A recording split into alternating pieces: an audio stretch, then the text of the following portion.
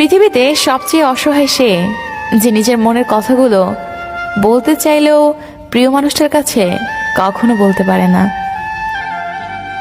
মেয়ে হয়ে জন্ম নেওয়া সহজ, কিন্তু বেঁচে থাকা অনেক কঠিন।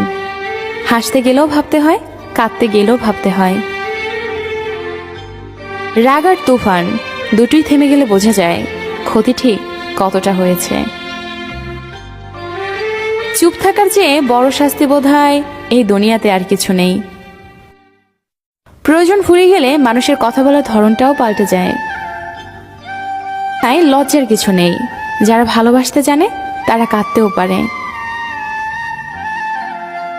নিজের ভালো লাগা, মন্দ লাগা, কষ্টের অনুভূতিগুলো কাউকে দেখাতে পারো না, একটু চিৎকার করে কাঁদতে পারে না, শুধু মৃদু হাসির আড়ালে চোখে জল লুকিয়ে রাখে।